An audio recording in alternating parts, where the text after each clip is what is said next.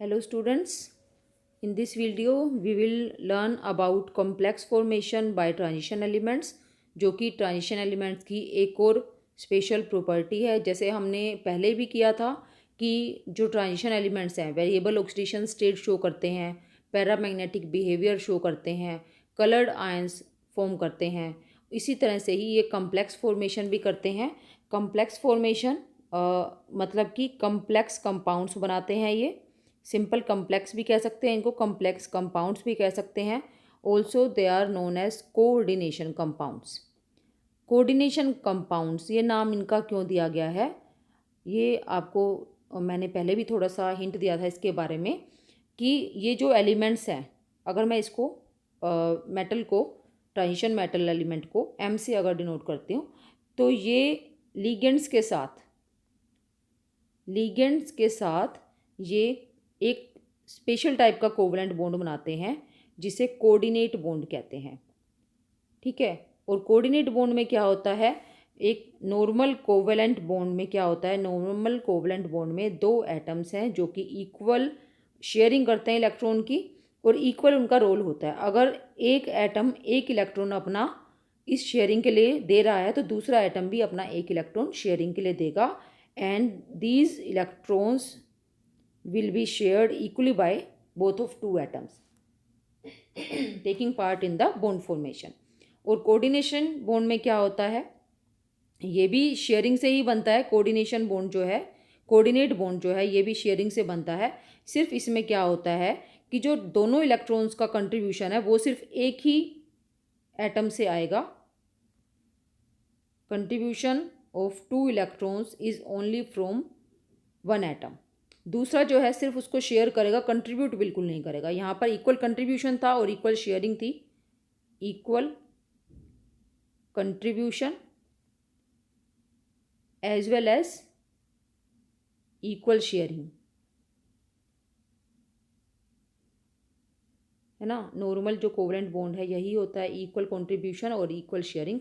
लेकिन जो coordinate bond है यहाँ पर क्या है, शेयरिंग तो है ही, शेयरिंग तो है ही, but contribution of two electron जो है, contribution only by one atom, one of two atoms. Contribution सिर्फ एक ही एटम का होगा, दोनों इलेक्ट्रॉन। अब इसका तो, इसके दोनों इलेक्ट्रॉन्स है तो इसके पास तो रहेंगे ही रहेंगे, बट जो दूसरा एटम है वो भी इनको शेयर करेगा। This is a special type of covalent bond formed by sharing of electron, no doubt, but sharing is contribution is only from one of two these atoms. ठीक है, तो अब जो कोऑर्डिनेशन बॉन्ड्स ये क्यों बनाते हैं, क्यों कोऑर्डिनेशन कंपाउंड्स बनाते हैं और किसके साथ बनाते हैं, लीगेंड्स के साथ। लीगेंड्स हैं क्या, हम इनको लीगेंड्स नाम दे रहे हैं। ये लीगेंड्स हैं क्या, these are neutral molecules. Ligands are neutral molecules और anions that are capable of what। अभी जैसे हमने देखा कोऑर्डिनेट बॉन्ड में जो कंट्रीब्यूशन है दो इलेक्ट्रॉन्स का वो सिंगल एटम से आता है। ठीक है, तो यहाँ पर जो कंट्रीब्यूट कर रहा है दोनों इलेक्ट्रॉन्स वो क्या है, वो है लीगेंड। ठीक है, और ये न्यूट्रल मॉलिक्यूल भी हो सकता है, एनायन भी हो सकता है। यहाँ मैंने एटम लिखा है तो वी में चेंज दिस टू स्पीशीज। ठीक है, सिर्फ एक स्पीशीज से आएगा, एक साइड से आएगा। लिगेंड्स आर न्यूट्रल मॉलिक्यूल्स और anions that are capable of donating lone pair of electrons. ठीक है, ये है लिगेंड्स। लिगेंड्स के बारे में भी हम अपने पिछली वीडियोस में बात कर चुके हैं, जैसा कि क्रिस्टल फील्ड थ्योरी में भी मैंने आपको थोड़ा सा हिंट दिया था लिगेंड्स के बारे में। और ये भी बताया था कि दो टाइप के लिगेंड्स होते हैं, weak field ligands and strong field ligands. लेकिन हम इनके बारे में अब यहाँ पर ज़्यादा बात नहीं करेंगे, हम मेनली बात करेंगे complex formation by transition elements. अब रीज़न क्या है, why they form complex compounds. ठीक है, तो सबसे पहले रिक्वायरमेंट्स जो होती हैं, requirements for complex formation, mostly ये रिक्वायरमेंट होती है कम्प्लेक्स फॉर्मेशन के लिए सबसे पहली रिक्वायरमेंट है small atomic size. Small atomic size of, ये रिक्वायरमेंट जो है ना, रिक्वायरमेंट्स फॉर कॉम्प्लेक्स फॉर्मेशन, ये होनी चाहिए सेंट्रल मेटल एटम की, सेंट्रल मेटल एटम या metal ion. Okay, small atomic size. Second is large ionic charge, and third is most important, जो कि डी ब्लॉक एलिमेंट्स ईजिली बिल्कुल हम बिना देखे ही, जैसा कि हम अब तक पढ़ चुके हैं, बिना किसी तरह से भी और इसकी तरफ ध्यान दिए ईजिली हम समझ जाएंगे कि यस ये तो इनके पास है ही, कुछ एक्सप्लेनेशन की ज़रूरत नहीं है उसके लिए। Third is availability of d orbitals. D orbitals भी कैसे? एम्प्टी, क्योंकि अगर इनको लोन पेयर लेने हैं तो लोन पेयर, एक पेयर जो है इलेक्ट्रॉन का वो सिंगल ऑर्बिटल में जाएगा, उसके लिए एक पूरा ऑर्बिटल एम्प्टी होना चाहिए। तो अगर ये एक या उससे ज़्यादा लोन पेयर्स एक्सेप्ट करते हैं तो दे मस्ट हैव वन और मोर एम्प्टी ऑर्बिटल्स। ठीक है, तो अब लास्ट वन जो है वो तो हमें पता ही है, मैं एक एग्जांपल से आपको ये समझाऊंगी कि डी ब्लॉक एलिमेंट्स किस तरह से इन रिक्वायरमेंट्स को फुलफिल करते हैं। हम एग्जांपल लेते हैं आयरन का।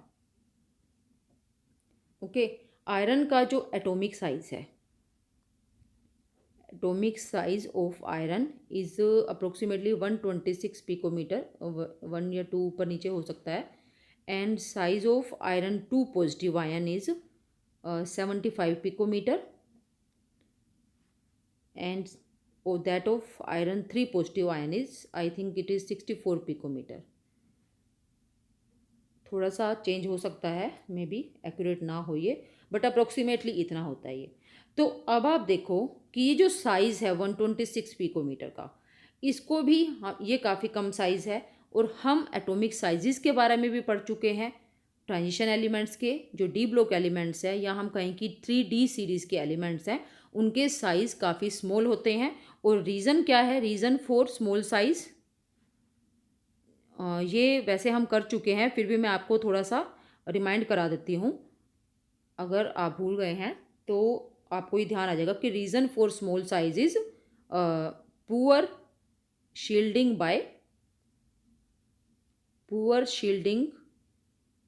Bye D electrons. D orbitals में इलेक्ट्रॉन्स आ जाते हैं और वो लास्ट जो आउटर मोस्ट इलेक्ट्रॉन्स हैं उनकी शील्डिंग न्यूक्लियर चार्ज से अच्छे से नहीं कर पाते हैं, इसलिए न्यूक्लियर चार्ज जो है, the charge felt by outer most electron is very large and size decreases, उसके कारण साइज डिक्रीज हो जाता है। तो ये है स्मॉल साइज होने का रीज़न। तो फर्स्ट जो रिक्वायरमेंट थी वो ये फुलफिल कर रहे हैं। ठीक है, यहाँ से हमने इसकी साइज़ की रिक्वायरमेंट देख ली, एटॉमिक साइज़ की, यहाँ से हम इसकी फर्स्ट रिक्वायरमेंट देख रहे हैं। अब यहाँ से आप सेकंड रिक्वायरमेंट के बारे में समझो। ठीक है, सेकंड रिक्वायरमेंट क्या है? Large charge. अब जब साइज़ काफ़ी छोटा हो गया, साइज़ तो पहले हम कह रहे हैं एटम का साइज़ अगर ये है, ओके, आयनिक चार्ज की बात कर रहे हैं हम, जब उसने एटम ने इलेक्ट्रॉन लूज़ कर दिए और वो आयन बन गया, आयरन 2 पॉजिटिव हमारे पास है, तो आप देखो कि साइज़ में कितना ज़्यादा डिफरेंस है। अगर आप 3 पॉजिटिव देखोगे, आयरन 3 पॉजिटिव, तो उसका तो साइज़ अप्रोक्सीमेटली हाफ है। आयरन 3 पॉजिटिव का साइज़ इज़ अप्रोक्सीमेटली हाफ। ठीक है, और इस छोटी सी स्पीशीज़ पर, छोटे से आयन पर 3 पॉजिटिव चार्ज जो फैला हुआ है, उससे क्या होता है, ज़्यादा कंसंट्रेशन बढ़ जाती है चार्ज की, और इसलिए जो हम ये कहते हैं कि लार्ज आयनिक चार्ज है इसके ऊपर। स्मॉल स्पीशीज़ है बट चार्ज जो है उसके कंपैरिजन में काफ़ी ज़्यादा है, उसका जो डिस्ट्रीब्यूशन है चार्ज का इस छोटे से सरफेस एरिया पर काफ़ी ज़्यादा हो जाता है, इसलिए they have large ionic charge. और थर्ड रिक्वायरमेंट भी हम पहले ही कर चुके हैं, availability of d orbitals, empty D orbitals, और इसको भी मैं आपको एक एग्जांपल से समझाऊंगी। इसका एग्जांपल जैसे हम लेते हैं यहाँ पर कोबाल्ट NH3 6 3 पॉजिटिव। ओके, ये एक कम्प्लेक्स कंपाउंड है। तो पहले मैं आपको इनके एग्जांपल्स बता देती हूँ कुछ कम्प्लेक्स कंपाउंड्स के। इनको इस तरह से लिखा जाता है, इस तरह से ये ब्रैकेट्स में जो स्क्वायर ब्रैकेट्स हैं उनमें लिखा जाता है प्लेटिनम टेट्राक्लोराइड 2 नेगेटिव। इन पर ये चार्ज भी हो सकता है कंप्लीट कम्प्लेक्स पर, पूरे कम्प्लेक्स पर। ऐसे ही एक मैंने ऊपर लिखा ही है, एक ये है। ओके, ऐसे जैसे कोबाल्ट का है वैसे ही कॉपर भी अमोनिया के साथ इस तरह का कंपाउंड बनाता है। तो ये कुछ एग्जांपल्स हैं। वैसे डिटेल में आप इसे, जो आपका नेक्स्ट चैप्टर है कोऑर्डिनेशन कंपाउंड्स का, उसमें आप डिटेल्स में करेंगे। अब मैं एग्जांपल ले रही हूँ ये आपको एक्सप्लेन करने के लिए कि कैसे availability of d orbitals, empty D orbitals जो है इनकी हेल्प करती है लिगेंड से लोन पेयर को एक्सेप्ट करने में। कोबाल्ट जो है हमारा कोबाल्ट 3 पॉजिटिव, ठीक है। कोबाल्ट 3 पॉजिटिव की इलेक्ट्रॉनिक कॉन्फ़िगरेशन है 3d6, outer most electronic configuration लिख रही हूँ मैं, एंड 4s0। ओके, ये इसकी आउटर मोस्ट इलेक्ट्रॉनिक कॉन्फ़िगरेशन है। अब इसमें आप देखिए कि आप ये सोचेंगे कि कोबाल्ट जो है उसको कितने लिगेंड्स के साथ बॉन्ड बनाना है, 6 के साथ। बट यहाँ पर इसके पास कितने हैं, ये डी हैं 3d, 5 ऑर्बिटल हैं जिसमें से 6 इसके पास इलेक्ट्रॉन्स हैं, 4s जो कि एम्प्टी है। तो इसके पास तो एक ही एम्प्टी ऑर्बिटल है 4s, तो ये 6 लोन पेयर्स को कहाँ अकोमोडेट करेगा। तो आपको ये ध्यान होना चाहिए, आपको ये पता होना चाहिए कि 4s ऑर्बिटल में जब इलेक्ट्रॉन्स जा रहे हैं तो इट मीन्स हमारे पास 4s के साथ 4p ऑर्बिटल भी अवेलेबल है, 4p ऑर्बिटल्स भी अवेलेबल हैं। जब इलेक्ट्रॉन्स ने 4th शेल में जाना स्टार्ट कर दिया है और 4s में वो जा चुके हैं, वो अलग बात है कि जब आयन बनता है तो 4s के इलेक्ट्रॉन्स वो चले जाते हैं, तो 4p ऑर्बिटल भी अवेलेबल हैं, दो दे आर नॉट यूज्ड, ठीक है। वो नॉर्मल एटम में जो है यूज़ नहीं होते हैं, लेकिन लिगेंड जब आते हैं तो मेटल आयन अपने इन ऑर्बिटल्स को भी यूटिलाइज कर सकता है। तो अगर हमने 4p भी ले लिया तो यहाँ पर भी 1 है 4s और 4 है, सॉरी 3 4p के ऑर्बिटल्स हैं, तो टोटल हो गए 4। बट कोबाल्ट के पास 6 अमोनिया मोलिक्यूल्स हैं एज लिगेंड्स, तो 2 क्या होगा, ये जो 6 जो डी के इलेक्ट्रॉन्स हैं 3d के, ये क्या करते हैं, ये पेयर अप हो जाते हैं, ये इस तरह से पेयर अप हो जाएंगे और 2 ऑर्बिटल को ये एम्प्टी कर देंगे, ठीक है। अब ये 3d है, 3d के 2 ऑर्बिटल्स हैं जो कि एम्प्टी हैं, capable of accepting lone pair from 2 ammonia molecules, and 1 will go to 4s and 3 will go to 4p। अगर आप इसको वैलेंस बॉन्ड थ्योरी से समझेंगे, वैलेंस बॉन्ड थ्योरी में टोटल 2d इन्वॉल्व हो रहे हैं, 2d ऑर्बिटल्स इन्वॉल्व हो रहे हैं, और 1 जो है वो s ऑर्बिटल इन्वॉल्व हो रहा है एंड 3p ऑर्बिटल्स इन्वॉल्व हो रहे हैं। तो ये मिलकर D2sp3 हाइब्रिडाइजेशन करेंगे और ऑक्टाहेड्रल ज्योमेट्री इस मॉलिक्यूल की होगी। तो इस तरह से ये अपने एम्प्टी ऑर्बिटल्स को यूज़ करके क्या कर सकते हैं, एम्प्टी ऑर्बिटल्स को यूज़ करके ये लिगेंड्स के लोन पेयर को एक्सेप्ट कर सकते हैं और कोऑर्डिनेशन कंपाउंड्स बना सकते हैं। तो ये डिटेल मैंने आपको सिर्फ समझाने के लिए एग्जाम्पल इसलिए दिया ताकि आपको बिल्कुल क्लियर हो जाए कि किस तरह से ये कोऑर्डिनेशन कंपाउंड्स या कम्प्लेक्स कंपाउंड्स बनाते हैं, ठीक है। मेन जो रिक्वायरमेंट्स हैं वो मैंने आपको स्टार्टिंग में बताई थी इनकी, small atomic size, large ionic charge and availability of d orbitals, ये इनके पास हैं, इसीलिए they are capable of forming complex compounds. Okay, बाकी इसके अलावा more detail you will study in next chapter. ये है इनकी property complex compound formation. Next जो प्रॉपर्टी है that is catalytic properties. Catalytic properties मतलब कि they transition elements transition elements and their compounds are used as catalysts in large number of chemical reactions।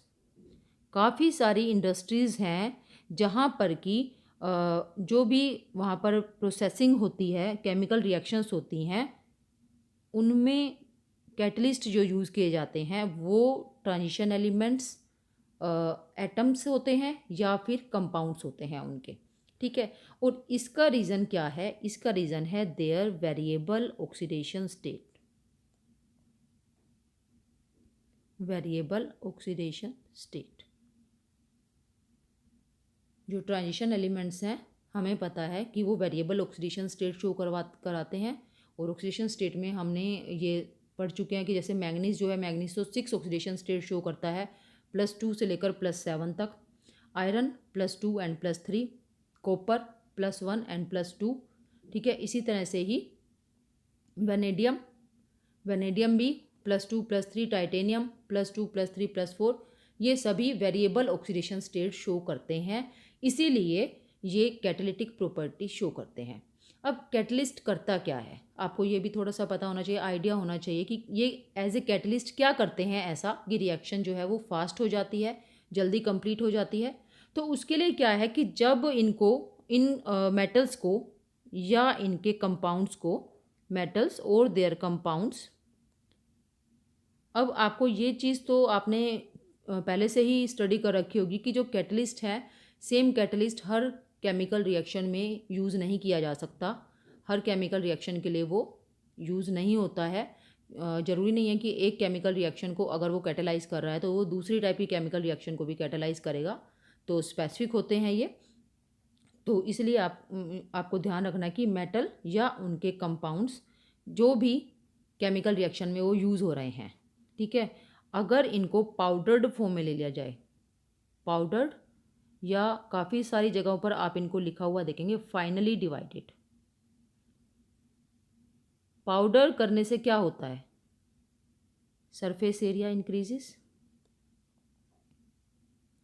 और catalysis की demand ही यही होती है कि सरफेस एरिया काफ़ी ज़्यादा होना चाहिए, क्योंकि कैटलिस्ट आप कर चुके हैं सरफेस केमिस्ट्री में कि जब कैटलिसिस होता है तो एड्जॉर्प्शन होता है वहाँ पर, और एड्जॉर्प्शन के लिए सरफेस एरिया ज़्यादा होना चाहिए। जितना सरफेस एरिया ज़्यादा होगा उतना ही एड्जॉर्प्शन ज़्यादा होगा, और अगर कैटलिस्ट पर एड्जॉर्प्शन ज़्यादा हो गया तो रिएक्टेंट्स जो है वो बहुत जल्दी प्रोडक्ट्स में कन्वर्ट हो जाएंगे और रिएक्शन को जल्दी कंप्लीट करवा देंगे, ठीक है। तो transition elements when taken in powdered और finely divided form, their surface area increases. तो जब सरफेस एरिया इंक्रीज़ हो जाता है तो क्या होता है? सरफेस एरिया उनका इंक्रीज़ हो गया पाउडर्ड फॉर्म में, तो जो रिएक्टेंट्स हैं, रिएक्टेंट्स इन पर आकर एड्जॉर्ब हो जाते हैं, ठीक है। Reactants adsorbed on catalyst surface, okay, वो एड्जॉर्ब हो गए। उसके बाद क्या होगा? देयर एड्जॉर्ब कैसे होते हैं वो? यहाँ पर केमिकल एड्जॉर्प्शन होता है। You have studied about 2 type of adsorption, physical adsorption and chemical adsorption. यहाँ पर केमिकल एड्जॉर्प्शन होगा, बॉन्ड फॉर्मेशन होती है, बॉन्ड फॉर्मेशन बिटवीन, जब एड्जॉर्प्शन होता है तो वहाँ बॉन्ड फॉर्मेशन होती है, बॉन्ड फॉर्मेशन बिटवीन मेटल और कंपाउंड। आपको ये ध्यान रखना है, अगर मैं कहीं पर भूल जाऊँ तो आपको ध्यान रखना कि मेटल या उसका कंपाउंड जो भी एज ए कैटलिस्ट लिया जा रहा है, बॉन्ड फॉर्मेशन होती है बिटवीन मेटल और इट्स कंपाउंड एंड रिएक्टेंट्स। किसी भी तरह से यहाँ पर ऑक्सीडेशन भी हो सकता है किसी स्पीशीज़ का, कोई एक स्पीशीज़ दूसरे को रिड्यूस कर सकती है या ऑक्सीडाइज कर सकती है। इसके बाद क्या होता है? बॉन्ड्स ऑफ रिएक्टेंट्स, जो रिएक्टेंट के अंदर के बॉन्ड्स हैं, वीकन्स, वो वीक होने स्टार्ट हो जाते हैं, एंड अल्टीमेटली क्या होता है? Activation energy for the process, activation energy for the main reaction, जो हमारी मेन केमिकल रिएक्शन होनी थी रिएक्टेंट्स के बीच में, for the main chemical reaction decreases, और एक्टिवेशन एनर्जी डिक्रीज हो गई तो क्या होगा, product formation take place earlier, पहले ही प्रोडक्ट फॉर्मेशन हो जाएगी, जो टाइम था उससे पहले जल्दी हो जाएगी, मतलब कि जो रिएक्शन है वो फास्ट हो जाएगी और रिएक्शन जल्दी कंप्लीट हो जाएगी। ओके, आपको समझ आ गया ये। इसको हम एक एग्जांपल से समझते हैं। Iron 3 positive, you know iron show two multi oxidation states, ferrous ion and as ferric ion. Okay, एक रिएक्शन है between iodide ion and persulfate ion. इसको कैटेलाइज करवाने के लिए आयरन 3 पॉजिटिव, इसको यूज़ किया जाता है एज ए कैटलिस्ट। ओके, अब इसमें होता क्या है actually, this is main reaction, लेकिन इसमें क्या होगा, पहले reactants iron 3 positive ferric ion की जो सरफेस है उस पर एड्जॉर्ब होंगे, तो जो फेरिक आयन है ये आयोडाइड आयन को ऑक्सीडाइज कर देगा I2 में, and it self gate reduced. Okay, ये इस तरह से हो जाएगा। और नेक्स्ट स्टेप में these ferrous ions,